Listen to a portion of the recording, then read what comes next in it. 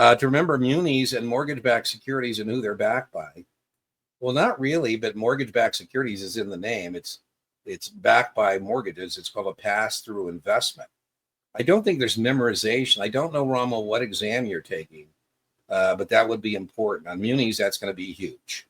And I always tell people on munis and Series 7, 20 questions plus or minus. And I recommend, Rommel, the way you do is when you're studying or as part of your data dump sheet or whatever you're trying to do, take a sheet, fold it in half. On one side, write all the terms associated with GOs. On the other, all the questions, test terms associated with revenues, because that's a big part of those 20 questions. All the following are true of GOs except, or all the following are true of revenues except, or which of the following is true of GOs.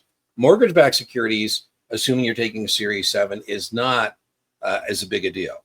You definitely need to know that Ginnie Mae's, that's the one you're going to get tested on. Ginnie Mae's pay interest and principal monthly. It's the only security that does so. That's a test question in all exams because that's how people make their mortgages payments, right? And as it gets passed through, what you're buying is proportion ownership in a pool of mortgages. They have the full faith and credit of the U.S. Treasury. That's very testable. The other ones have an implied backing like Freddie Mac and Fannie Mae, and they're fully taxable. Now, whenever you get three things, I just told you three things that are testable on Ginnie Mae.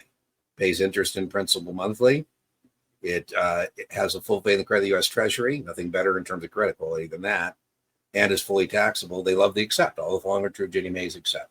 Now, Rommel, if you and I put the same amount into the same pool of mortgages, let's say we put 25 grand in, our checks would look exactly alike.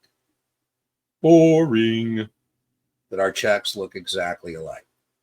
So what we might want to consider is buying a cash flow from a mortgage pool.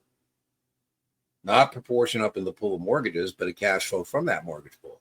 Now, investment bankers have discovered if they give something a fancy French name, they can charge more for it. I'm not going to get much for, snails with butter, but escargot and burr, now we're talking.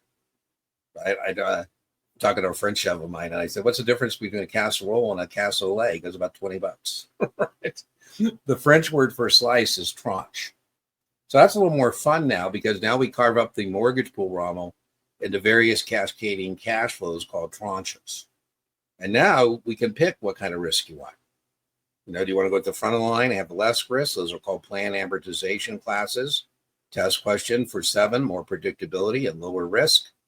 Or do you want to go get one of those later cascading cash flows called a TAC, targeted amortization classes, less predictability and more risk?